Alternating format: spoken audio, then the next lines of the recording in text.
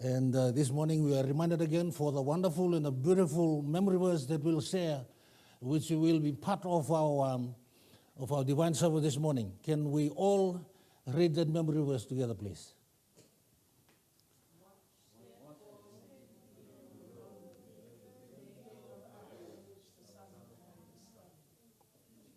Okay.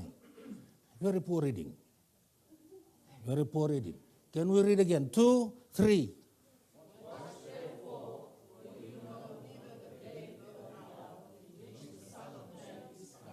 Today we'll be focusing on the time and the hour of when Jesus comes. But before that, we'll be focusing on our preparation towards His coming. And as you can see, in the year 2020, will undoubtedly go down in history as the year of deepest crisis in recent times. Is that true? Deepest crisis. People ask many questions these days. Here are some of them. Is the crisis that we are going through a sign of the end? Is this a sign of the end? Is there much time left before Christ returns? That's another one. And the third one, what else does the future hold for us or for me? Sometimes we are too busy working and too busy thinking about other stuff instead of focusing on this question. And have you ever come across a time when you ask yourself, be very serious with the way you worship God? Because these are a very vital question for us.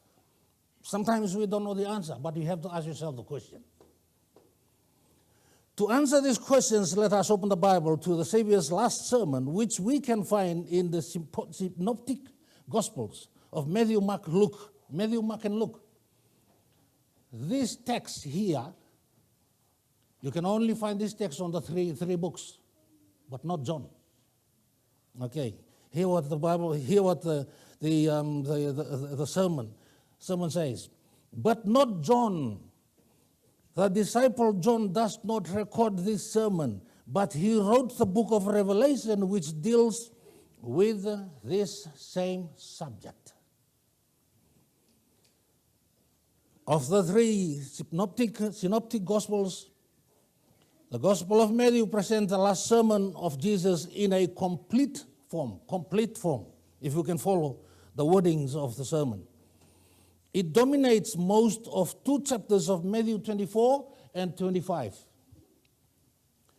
Jesus parallels the scenario of the destruction of Jerusalem with the final events of his return as the assurance of the fulfillment of the last act in human history, his return in glory. If we look at the structure of the sermon on the Mount of Olives, we see that Jesus first speaks to the signs of his return and then the need to watch for them. First, he speaks of the signs of his return, and the second one is to watch for them.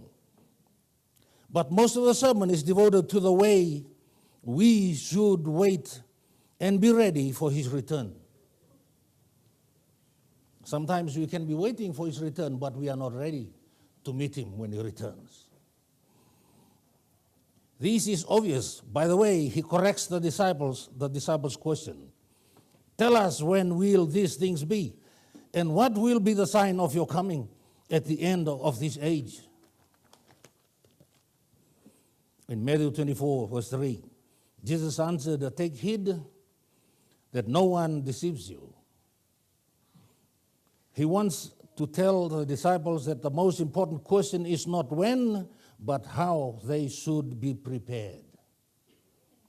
I'll repeat that again. He wants to tell his disciples that the most important question is not when, but how they should be prepared. And to help the disciples and to those waiting throughout the ages to understand what it means to be ready, Jesus tells the 4 parables, and we call them the expectation parables. But they also can be called the stewardship parables. As we can see, this week we've been talking more about stewardship. So what is stewardship in your own words? Michael, what is stewardship? What is stewardship, or to be a steward? Okay. That explains it a lot, right? So what property did God give us to look after? Right? Okay, what property did God give you to look after? Thank you. Our body, our children, the wives and daughters, they are the property that God wants you to look after. As we go on, stewardship parables, because they illustrate the fundamental principles of stewardship. The short answer to the question of what it means to be ready for Jesus' return, according to the sermon, is to be true. To be a true stewardship. Right? Lord, can I say is to be true?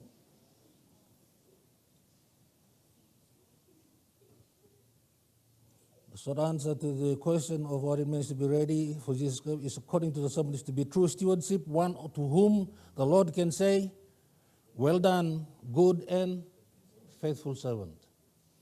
In the first parable, Jesus shows that watching and being ready is reflected in how we treat those around us. One day, we will give an account of this. In the second parable, Jesus speaks of a possible delay watching involves a relationship with God that sustains us, even if it does not come when we think he should come. In the next parable, watching means to use all the capabilities and opportunities offered to expand the borders of his kingdom. And in the last parable, that of the sheep and the goats, watching means to be willing to serve. Space does not allow us to talk about each parable. For this reason, I will discuss only on the third parable of the talents. As we go on to the next one, stewards in the end time, and now we are going to the next heading, which says 2-3. Do we? You have to know that we're worshiping a generous God. We have to know, and we have to worship. The reason why we worship Him because of His generosity. The disciples gather around the Savior to continue to listen to one of the most important sermons they have had the opportunity to hear. The kingdom of heaven, Jesus said, is like a man traveling to a far country who called his own servants and entrusted his goods to them. In Matthew 25:14, this truth should be repeated again and again, that all that we are and have is only entrusted to us. It belongs to God. Only in this way we'll be able to have a correct perspective of God, ourselves, and the meaning of life. Watching and waiting for the Savior's return is not, I read it slowly and I'll read it louder. Watching and waiting for the Savior's return is not an event. It is a lifestyle. I'll read it again. Watching and waiting for the Savior's return is not an event to look forward to. It's a lifestyle based on the truth that everything belongs to God. Everything belongs to God.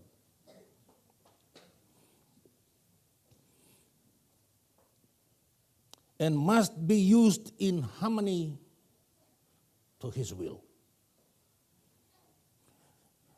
When we continue with our divine service this morning, some of the wordings of the sermon this morning can reveal our weaknesses and failure.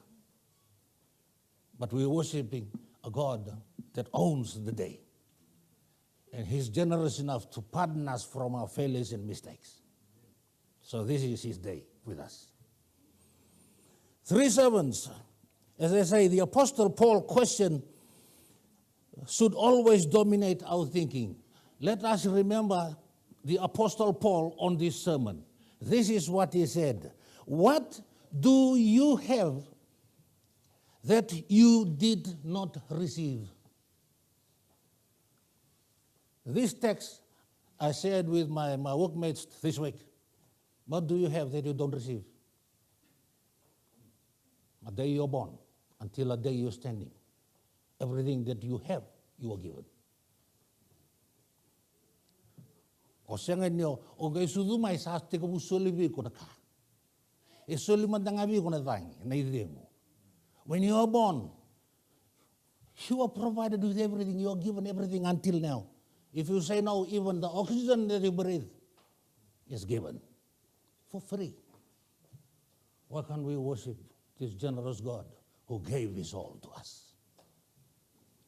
As we continue, 3 servants were given the responsibility of administrating the entire wealth of their master. 8 talents. What the disciples understood from Jesus, how we understand the meaning of the word talent. The talent at that time was not a monetary unit, but a measure of weight. It could weigh between 25 and 35 kilograms, which is 55 to 77 pounds.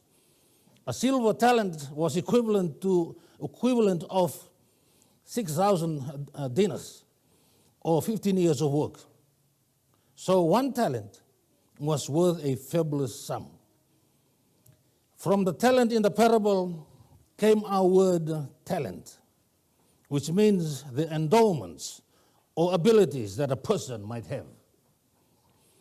Jesus' primary purpose through this parable is not to teach us a lesson in financial management. Jesus wants to say that the kingdom of heaven only resembles the administration of money. Each servant received according to his own ability, which is written in Matthew 25:15, or capacity. One thing is sure, for everyone received much more than they could have earned or owned. The Lord of the servants also exposes his generosity through the trust he shows to them. For our understanding, a talent can represent any gift received from God. Everything we have, everything we are, and every moment, every day, the financial resources, family, social relationship, everything we have is because of his grace. God also opens the opportunity to serve, through which we can do something extraordinary for him. No one has a reason to complain that he did not receive any opportunities. God has invested so much in each of us. So we are God's what? Investment property, according to the sermon. I'll read it again. God has invested so much in us, in each of us. Everything that follows in this parable happens because of the different perspective the stewards have of their master.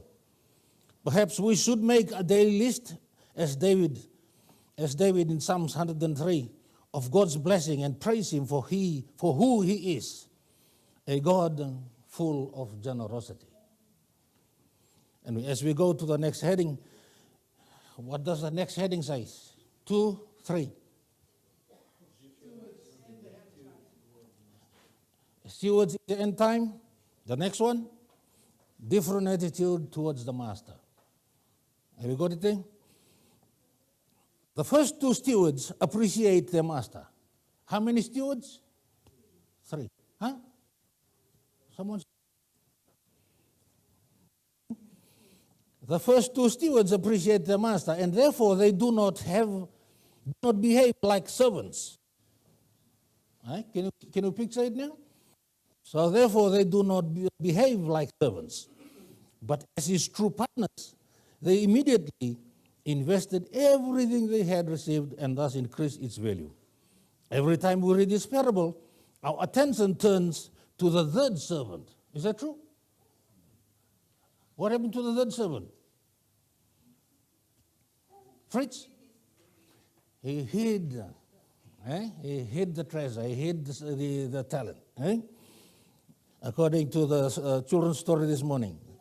She forgot the violin and took the box of stamps. Every time we read this parable, our attention turns to the third servant who went and dug in the ground and hid his Lord's money. At first sight, there seems to be nothing wrong with what he did. He did not waste his master's resources. On the contrary, he sought a way to make sure that he could fully repay all that he had received. In case we wonder, why is the punishment so harsh? Maybe firing him would have been enough. And let's not forget the purpose for which Jesus told this parable. He does not address the crowd, he does not address the crowd, but he speaks to his disciples. For those who ask him about the end of this world. Once again, Jesus emphasizes the need for vigilance and shows what it means to be vigilant. In the previous parables as well, the master and the bridegroom returned.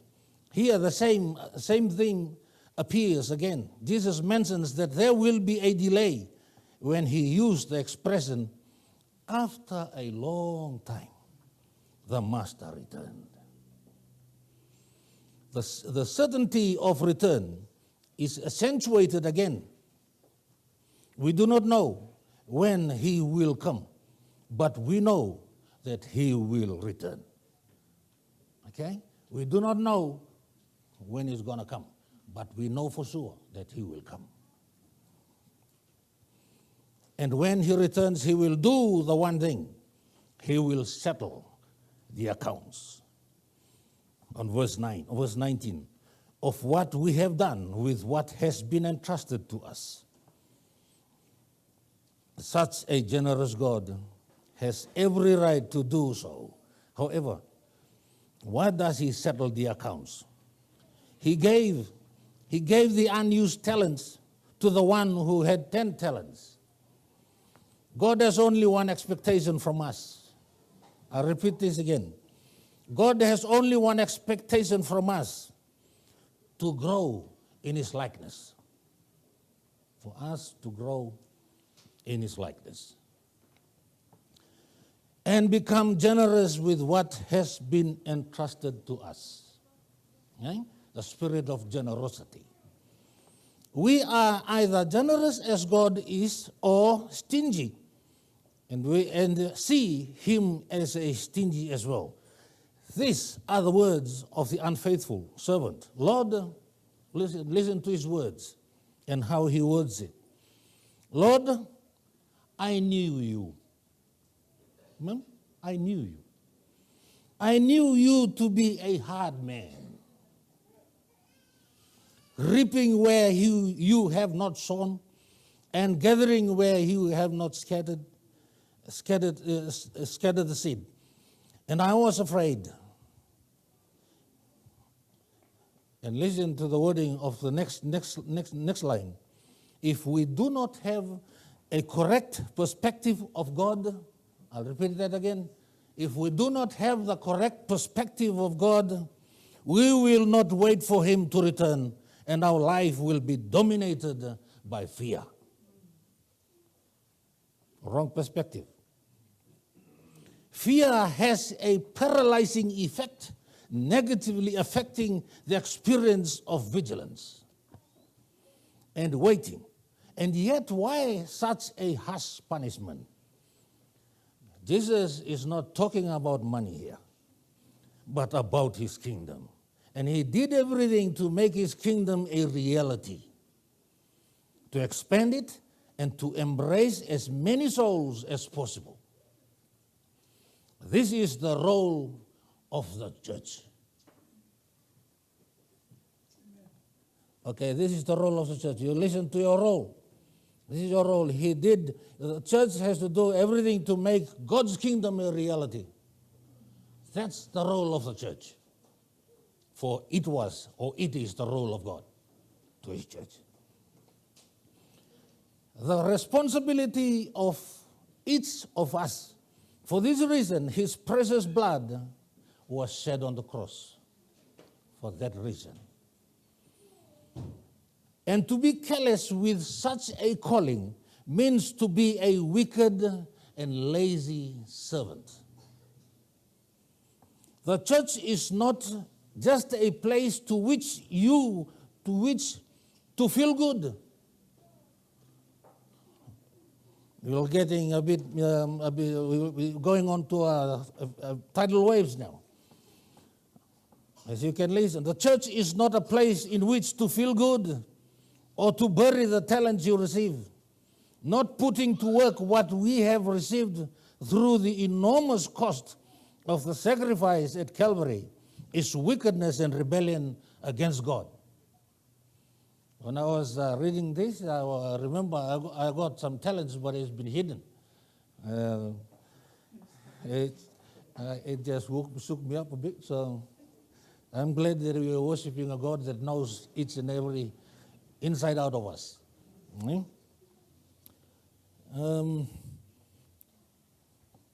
Ellen G. White says Christ's followers have been redeemed for what? For service. So this sermon was supposed to inspire us a bit, right? Encourage us as God encourages his people for service. Our Lord teaches that the true object of life is ministry.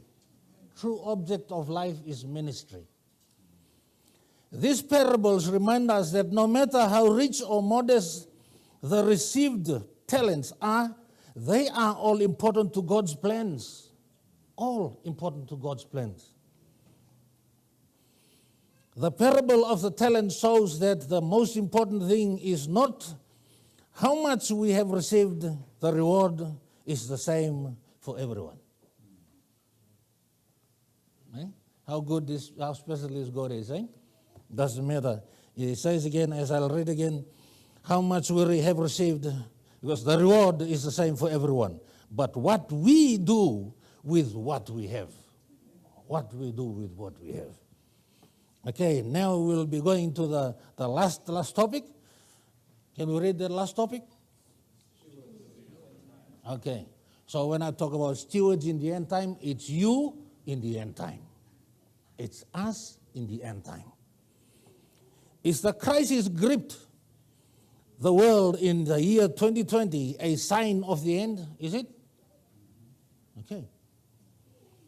The answer is definitely yes. We have been in the time of the end since the period of the early church, says the Apostle Paul in 1 Corinthians chapter 10, verse 11. But how much time is left until Christ's return is what we do not know. Not even the angels know. That's on 1 Corinthians chapter 10, verse 11. Not even the angels know, which is written on Matthew 24, 36. Precisely for this reason, we are advised to watch and to be ready. Watch and to be ready. What will happen to us then depend on what we do today. Are you following me? What will happen to us then depends on what we do today. This is the message of Jesus. There is another aspect to consider. The state of being ready is not what saved us. Oh. You hear that, Joshua? The state of being ready is not what saves us. Salvation from beginning to end is because of His grace. The state of being ready or watchful shows whether we have received God's grace in our lives. The Savior's parable tells us that this immense capital, which is His grace, must be invested and used to expand His kingdom. The first two servants knew how to watch and be prepared for the master's return and could look him in the eye with joy, for they invested what they had received. Pastor Randy Roberts in the book Waiting and Longing says, have we ever thought what vigilance means? First of all, take it for what it literally meant to the first hearers. When a talent symbolizes money, So one of the first ways to watch is using your money in ways that further the goals of the kingdom of God. For those who have plenty money. Have you ever realized that when the offering plate, okay, here we go. Have you ever realized that when the offering plate comes down your row at the church and you drop in your tithe and your offerings, that you are not just giving for the church? Do you remember that? You're not just giving for the church. No. You are watching for Christ, the coming of Christ. Have you ever realized that when the hat is passed for a needy family and you help bear the burden, you are not just giving something to help the needy. You are watching for the coming of Christ. But we must also appropriately broaden the meaning of talent to include not only the money, but also include the responsibilities, gifts, talents, and abilities that God gives to each one of us. And when we do that, we realize that every day of our lives can be characterized by watching. When outstanding musicians lead worshipers in majestic praise, when the choir and the orchestra uses what they have been given to lift the hearts of God's people heavenward, it is tempting to say, thank you for using your talent. But please understand that on a much deeper level, as they increase the kingdom of God, they are watching for his coming. When children learn the truths of the kingdom in the children's program, they are the beneficiaries of the people who are using their talents to increase the kingdom in their little lives. And so we will say, thank you for using your talents. But beyond that, do not miss the fact that these leaders are not just serving the children. No, they are watching for the coming of their King. The greatest blessing one can enjoy is to hear on the day of his return the words, well done. You finish it. Well done, good and faithful servant. You have been faithful over a few things. I will make you ruler over many things. Enter into the joy of the Lord. I think that's the greatest blessing one can enjoy and want to hear on the day of his return.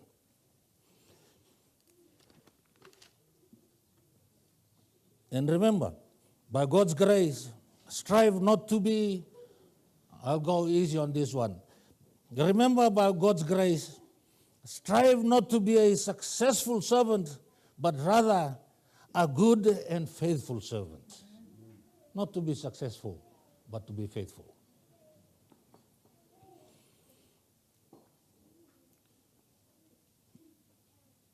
Made ruler of a few things. We are not called to accomplish anything. If you can go along with me, we are not called to accomplish anything sensational, but to be faithful to what has been entrusted to us, and the Bible calls that stewardship. As I'll quickly go through the lessons that we've studied so far during the week, I pick out a few points that we'll just have to go along with it as we go. First, on the first day, we remember the life of Hannah. Remember the life of Hannah? What's so special about this woman? Before the vow, what was she going through? Hardship. The circumstances that she goes through. The mockery and everything that comes together on the same package. See, people even thought that she's drunk. The woman Hannah was a woman of prayer. And without those prayers being answered, we can see Samuel. And if there's no Samuel, we don't have a story to acknowledge God with. And the second day, we learn about the story of who? Nehemiah and Ruth. What's so special about these two? The relationship, the bond that they have between them was connected through the generosity of the God that Nehemiah worshipped and believed in. And Ruth was attracted to the way this woman Nehemiah worshipped her God and believed in her God. And the Bible says, and the sermon says, Nehemiah continues, Nehemiah is realistic. She proposes a change of name. Is that true? That's how bad the situation was. Right? And she wanted a name change. But there's a problem. And he said, just call me Mara, which means what? Bitterness. She does not show bitterness. She calls bitter only the circumstances she had gone through. Nehemiah continues to remain Nehemiah. And that is why Ruth chooses to stay in her company. Very faithful, Nehemiah. Very faithful to her God. Day 3, who can remember day 3? No compromise in Babylon. Yeah? Lots of compromise here. As we study from the lesson this morning, right? What's the main lesson this morning? Presumption. Presumption and compromise, they are brothers and sisters. They go hand in hand.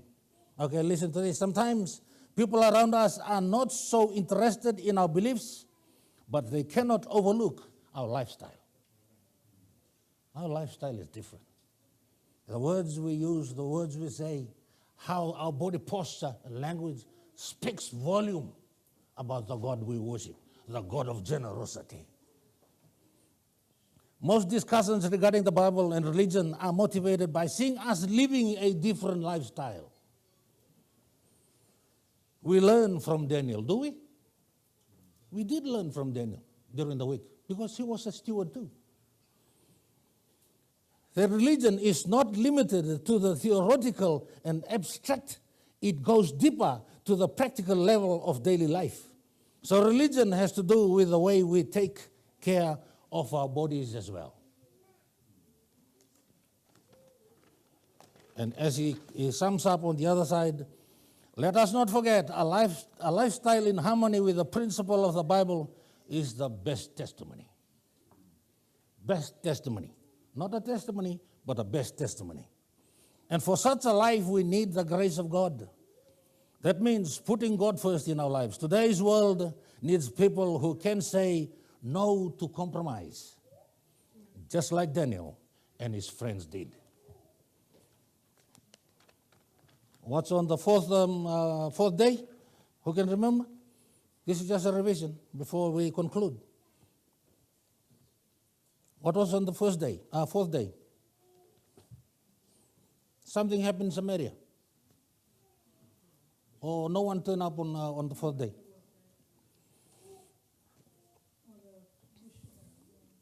Remember the woman at the well? Right? Remember the woman at the well? Okay, who can remember one special moment there? There was a special moment. All the special moment I highlighted so that we can be reminded again on that special moment. This is a special moment. Jesus met this woman. Jesus explained everything to this woman. The woman, she came in with a, a jar, right? A jar or a jug to fetch water. If you follow us through the lesson, she left the jar there and went to the village. The jar was empty. So she left the jar and went to the village to bring the people. She left the jar there. We were supposed to be used to bring water to the people. Now she's bringing people to the water. How about that? That's missionary. Before you take the church to Woodridge, why can't you bring Woodridge here? Before you take food to them, why can't you cook food at home? Bring them home. So that's missionary. Yeah? Here, John, Here John emphasizes the mission of a person engaged in evangelism. It is not to convert. I was sharing this morning. I'll read it again. Here John emphasizes the mission of a person engaged in evangelism. It is not to convert people. This is the work of the Holy Spirit. It is not ours. The reason why a lot of discouragement happening during mission, because we think it's ours. I was sharing to the men that were with me this morning. Jesus, it's a very simple way of doing missionary. Jesus said, throw the seed. He didn't say plant the seed. Where it landed, that's not yours. He said, throw it. She had her own experiences in meeting Jesus, now her testimony, and she did one thing. She invited the people to Jesus and say, come and see. Come and see these men. Come and see these men. An expression that is repeated in the Gospel of John. Okay, as we go to day 5, what was on day 5? Huh? What was on day 5? Can you remember? We were reminded about the Sabbath. It said the Sabbath is a delight. A title of the sermon on that day is Sabbath is a day of healing. Of healing. Okay, this is what I earmarked on the passage that falls on that day. The Sabbath tells us to put our worries aside, to stop and to learn the most important lesson. What God does for us is far more important than our own accomplishment. Na singa tambu me singa men tandau me baka numikina ni kambimbi na non ngarabi na klo sin kambimbi na kaya darawat kambimbi ti ko na kaya rawat na klo me buki kende kene baka lumate kende tarawa saketu na ko. The next one he says, because God wants to spend a day together with us every week. How fortunate are we? Very fortunate. We are blessed. For this God did not only give us the opportunity, He set this day aside for us to be blessed on this day. The miracles performed by Christ on the Sabbath must be seen in the context of the great struggle. I hope you can understand as we go through. The object of God's work in this world is redemption of men.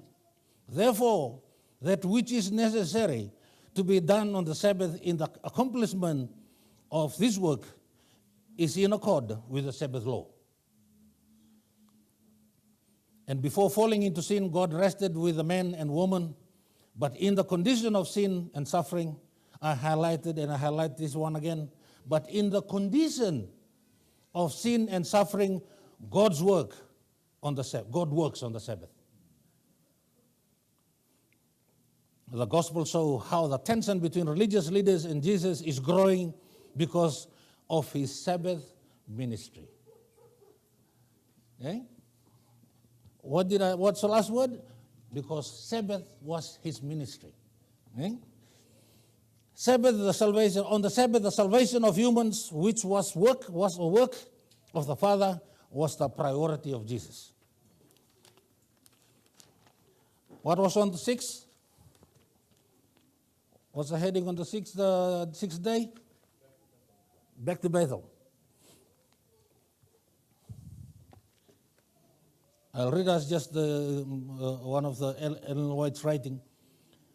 Jacob's inner state. Remember when he escaped, when he was alone and was desperate for whatever protection or whatever. But Ellen White says, but he was so utterly lonely that he felt the need of protection from God as he had never felt it before. With weeping and deep humiliation, he confessed, okay, this is the message.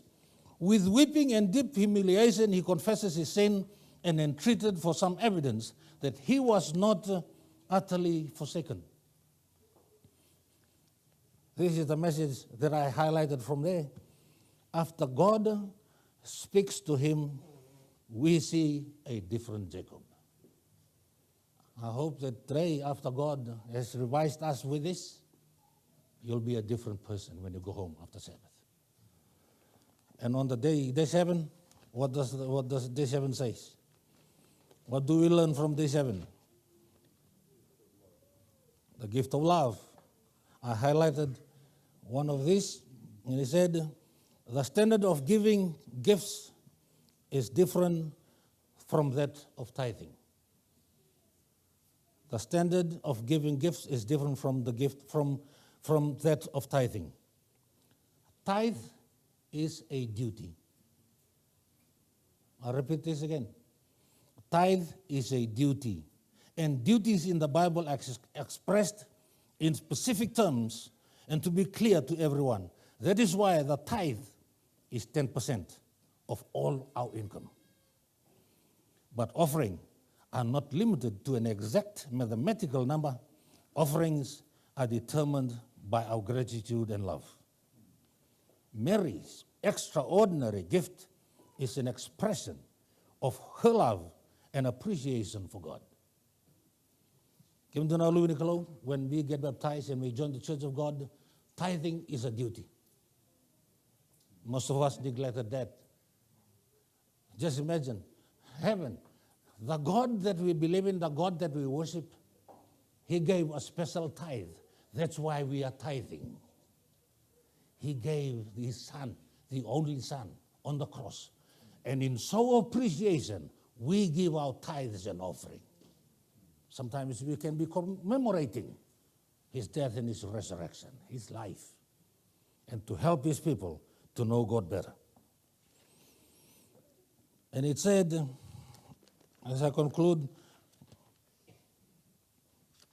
I'll go back to the last sentence of what I'm preaching today. We are not called to accomplish anything sensational, but to be faithful to us what has been entrusted to us. And the Bible calls this stewardship.